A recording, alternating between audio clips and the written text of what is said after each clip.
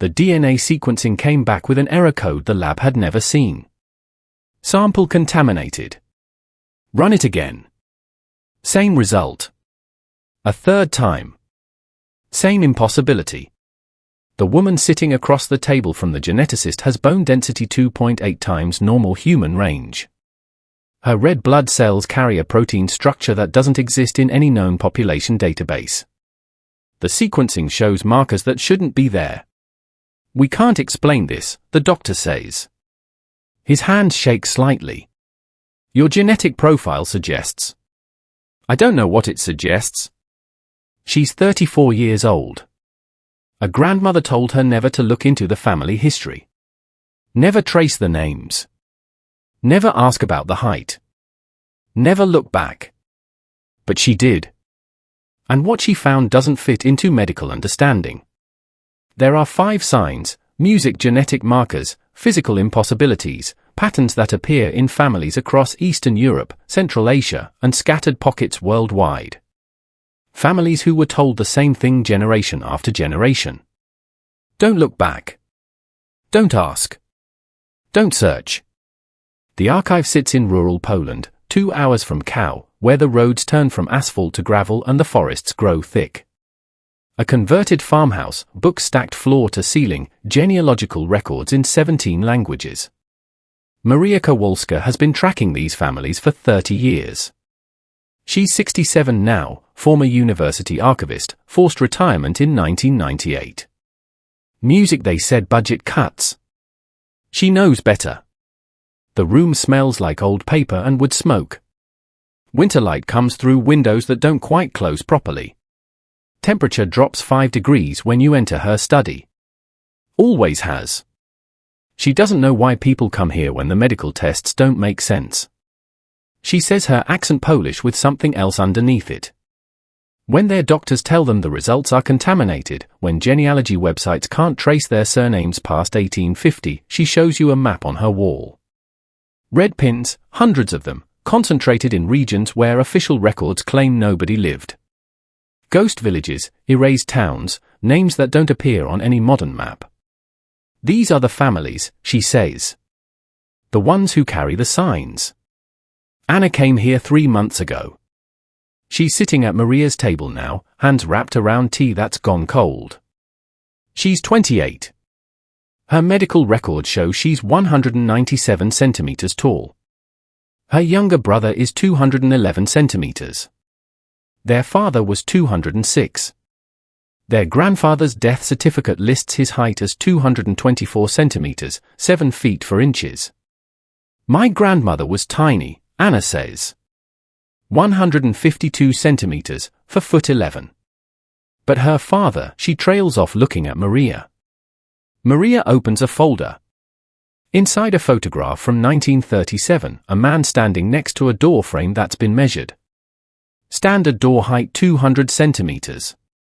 The man's head clears the frame by half a meter. Your great-great-grandfather. Maria says reported height 243 centimeters 8 feet. Anna's voice drops. The doctors say that's not genetically possible from my grandmother's side. The height should have averaged out. Regressed toward music the mean, but it didn't. It accelerated. She describes the growth pattern. Normal until puberty, then rapid acceleration. Her brother grew 35 centimeters in a single year. Medical impossibility. The endocrinologist ran tests for gigantism negative. Music pituitary function normal. Bone structure normal except for the density. They don't understand it. She says my doctor called in specialists. They argued in the hallway. I heard them. One said it suggests a different baseline population. The other said, that's ridiculous. The baseline is what haunts her. If the regression toward the mean should happen, but doesn't. It suggests the mean itself is different. Music that somewhere in the family history, the average height wasn't 170 centimeters, music it was something else. My grandmother told me never to research the family tree. Anna says she made me promise. When she was dying, she grabbed my hand. Don't look back, she said. They'll come if you look back. Anna looked anyway. Found records, names, music villages in the Carpathian foothills that don't exist anymore, church registers that list her ancestors with notations in the margins, tall ones, different ones. Relocated in 1847. She pauses, sets down the tea. I'm scared of how tall my children might be. Music Maria has blood test results from 47 families spread across her desk. All show the same anomaly.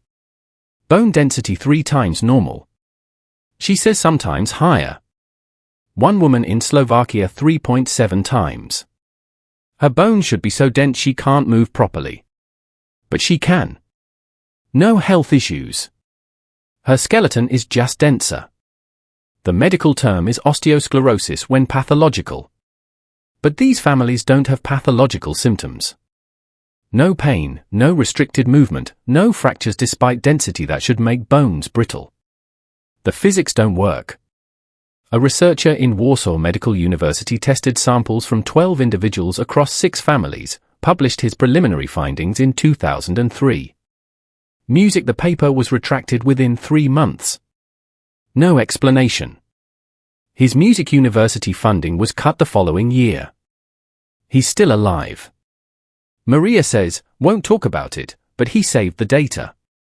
She opens a laptop, shows you graphs, bone density measurements plotted against age, normal human baseline in blue, the test subjects in red. The red line sits 280 above the blue. This bone density, she says, would be consistent with evolutionary pressure in high-gravity environments or populations adapted to carry significant weight over long distances or bodies built to a different scale. The different scale is what keeps appearing in the medical notes. Proportions that are human but amplified. Bone thickness, joint size, skull capacity. One of the families tracked their ancestry to a village near Almaty.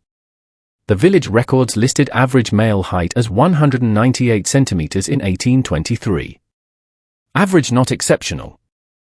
The records note this population was relocated in 1847 by imperial order. Destination not specified. They didn't want these people clustering. Maria says didn't want the genetics concentrating. So they scattered them. Told them to forget, told them not to gather. The bone density shows up in X-rays. Doctors notice. They run more tests. The families learn to avoid medical imaging when possible. Learn to not ask questions when insurance companies flag their skeletal scans. People break bones and don't realize it. Maria says the density compensates. Hairline fractures that would sideline most people for weeks barely register. One man was in a car accident. Impact that should have shattered his fear. Walked away. The emergency room doctor couldn't explain it. She closes the laptop. The question is, bone density this high isn't random mutation. It's adaptation. Adaptation to what?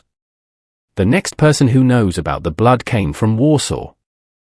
He's not here anymore, but his research is the medical facility is cold tile and fluorescent hum. Dr. Pyrie Merck worked here for 15 years. Hematology, blood composition, genetic markers. He tested samples from families Maria sent him. Controlled study double-blind. Looking for genetic commonalities. What he found was a protein sequence that doesn't exist in standard human populations.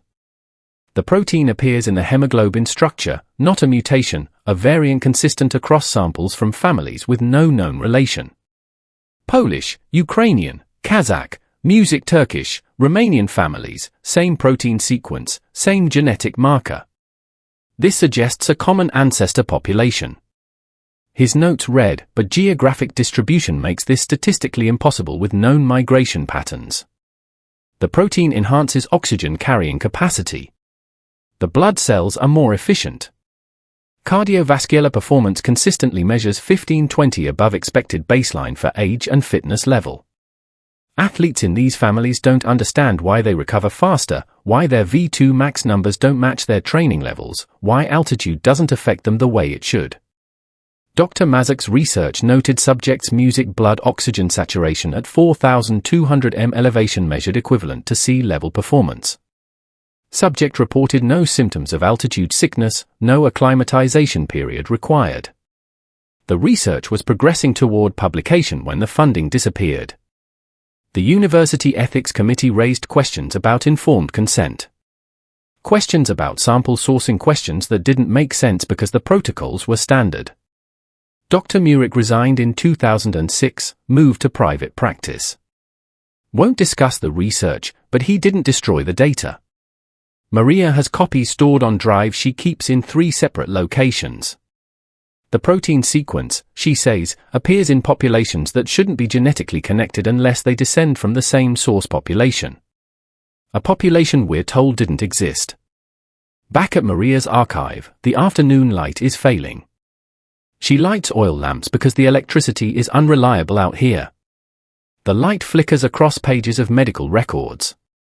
The protein is sign 3, she says, but it connects to something deeper. She shows you Dr. Mazurk's sequencing data. The protein marker sits on a specific chromosome segment. That segment includes other genetic information. Information about height regulation, bone density, and something else. Immune function. Maria Music says the families don't get sick the same way. Common viruses affect them differently. Some barely register symptoms. Others show accelerated recovery times. One family tracked illness patterns across for generations. Influenza strains that hospitalized normal populations cause mild symptoms in their lineage. It's not immunity. Maria clarifies its efficiency. Their immune systems respond faster. Process pathogens differently. A medical journal from 1923 documented a typhoid outbreak in a village near Lviv. Mortality rate 34 of the general population among families later identified as carrying the height marker 2. The researchers noted unusual resistance in certain family lines but attributed it to diet or sanitation. Maria doesn't think it was diet. The genetic markers cluster. She says, height, bone music density, blood proteins, immune response. They travel together. You don't get one without the others. It's a package, a consistent phenotype. She pulls out genealogical charts, family trees spanning 8, 9, 10 generations. The markers appear reliably. Dominant inheritance pattern. If one parent carries it, 73% chance the children show the signs. If both parents carry it, the expression intensifies. This is why they told families not to inter Maria says not to concentrate the music bloodlines, cause when they concentrate, the signs become impossible to hide. A woman named Katarina is sitting in the corner of Maria's study. She's been quiet for an hour, just music listening. Now she speaks. I'm 193 centimeters. She says my bone density scan flagged at my last physical. Doctor wanted to know if I take supplements. I don't. My blood work shows the protein. And I've never broken a bone. Never had the flu. Never get sick. She's 31. Works in Cove as an engineer. Came to Maria because her grandmother died last year and left her a letter. Don't look for the others, music the letter said. Don't gather. Don't organize. They're watching for patterns. They'll come if you cluster. Katarzyna looked anyway. Found 300 families in Poland alone. Same markers. Same warnings from grandparents. Same instruction. Forget. Scatter. Don't look back. But we're here, she says quietly, looking music back, gathering the data. What happens now? The sensory anomalies don't show up in medical tests. They're self-reported, consistent across families, unexplainable. They hear things, Maria says. Frequencies outside normal human range. High-frequency sounds that don't register for most people. Electrical hum. Subsonic vibrations. One man described hearing the resonance of buildings before earthquakes. Not predicting them. Hearing the stress patterns in the structure. A woman in Romania hears radio frequencies without equipment, not voices. The carrier waves themselves. She can tell when she's near a transmission tower by the pitch change in her hearing. Doctors test their hearing. Maria says the tests come back normal. Standard human range 20 Hz to 20,000 Hz. But these people report perception beyond that.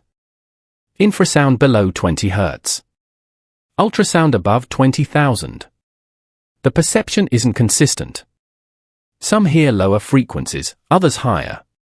Some perceive electromagnetic fields music as a tactile sensation. One man describes walking into rooms and feeling the wiring in the walls. This is where the science struggles, Maria admits. Because we can't measure subjective experience. We can't test perception beyond standard ranges without equipment that doesn't exist in civilian medicine. But the reports are consistent. Too consistent to dismiss. An elderly man named Joseph comes to Maria's archive twice a year. He's 81. Carries a cane he doesn't need. Walks straight, spine rigid. Height music 203 centimeters. I could always hear the earth, he says. His voice is rough. Eastern accent so thick. Maria has to translate some words. My father said his father could too. Hear the vibrations here when storms came. Hear animals moving underground. Joseph describes perception that sounds like synesthesia. Sounds that have textures, frequencies that have colors. He walks into Maria's study and stops. This room hums, he says. Always has. Feels like standing next to old machinery. Something resonating under the floor. Maria's tested the room. No unusual electromagnetic activity, no structural vibrations, nothing on any instrument, but Joseph feels it. So does every person with the markers who's visited. My grandmother told me it's because we're tuned differently, Joseph says. She said, our people heard the old frequencies, the ones the earth used to sing, before everything changed before the scattering. He won't elaborate on what changed, says his grandmother wouldn't tell him. Just said the world used to resonate differently music and their people could hear it. They told us to forget because we remember things in our bodies, Joseph says, not in our minds, in our bones, in our blood. The memory is physical, genetic, and they don't want us remembering. The fifth sign appears in childhood. Teachers notice first. The children process differently, Maria says. Spatial reasoning, pattern recognition. They see structures in mathematics that aren't being taught. They build things without instruction. They understand engineering principles. Nobody showed them. She has school reports from 12 different children across 7 countries. Same observations, same flagging by educators, gifted programs, unusual aptitude suggests advanced exposure to concepts beyond curriculum. But the parents didn't teach them. The children just know. One girl in Kazakhstan built a scale model of a massive architectural structure at age 7. Not from a picture, from memory. But she'd never seen the structure. Music was described to her grandmother by her great-grandmother. Verbally, no images. 3 generations of oral description. The girl built it anyway. Proportions perfect. Architectural details correct. When researchers compared it to archaeological evidence from similar structures in Central Asia, the accuracy was 87. How does a child know the load-bearing mathematics of a structure they've never seen? Maria Music asks, how do they understand architectural principles from a civilization we're told didn't exist? Music. The spatial ability appears early, 3, 4 years old. Building blocks arranged in complex geometric music patterns, drawing structures with precise proportions. Understanding symmetry and balance without instruction. It's not intelligence. Maria says it's recognition, like they remember something embedded in their perception. One boy in Poland became obsessed with acoustic architecture. Age 6, no musical training. Started drawing rooms with specific angles, specific proportions his parents didn't understand. Took him to a psychologist. The psychologist noticed the boy's drawings matched acoustic principles used in ancient amphitheaters. Resonance chambers, sound focusing architecture, mathematics that architects spend years studying. The boy just drew them instinctively. When researchers tested the proportions he drew, they found optimal acoustic properties. The rooms he designed would amplify sound naturally, focus it, create resonance patterns that enhance clarity. This is genetic memory. Maria Music says it has to be information encoded somehow passed down, not through teaching. Through the blood, the children with all 5 signs, the height, the bones, the blood, the senses, the knowing, music, they're rare. Maria's tracked 17 families where all 5 appear in the current generation. These are the families they watch. She says the ones they told most forcefully to scatter music to never gather to forget. The farmhouse in the Carpathians is 3 hours from Maria's archive. Music, stone walls 2 foot thick. Roof sagging. Inhabited by an elderly woman and her grandson. She's 94. Name Magdalena. The grandfather was 229 centimeters tall, died in 1923. Before he died, he told her something. He said, "We used to build the world." Magdalena says her hands shake, but her voice doesn't. He said, "Our people built the great structures, the ones they can't explain. The ones with mathematics nobody understands." He said, "We did it because we heard how the stones wanted to sit. Heard the resonance built to amplify it." She won't say more about the building, gets quiet when pressed, but she talks about the scattering. After 1850, she says they started moving families, imperial orders, relocate here, relocate there, break up the communities. They said it was census reorganization. It wasn't. It was deliberate. Scatter the bloodlines. Don't let them concentrate. Her family was moved 4 times in 3 generations. Poland to Ukraine. Ukraine to Kazakhstan. Kazakhstan back to Poland. Different villages each time. Never the same region twice. They kept records, she says, of the tall families. The ones with the bone density. The ones whose children knew things they shouldn't. They tracked us. Made sure we didn't cluster. Music, she was told never to look for the others, never trace the family connections, never marry into families with the same signs. My mother said it was because they'd come. Magdalena says, government men, researchers, music, they'd test you, take samples, your children would disappear into programs, gifted schools, they called them. The children never came back the same. She won't name the programs, won't give dates. Too dangerous, she says. Music even now. But I'm 94, she says. What can they do to me?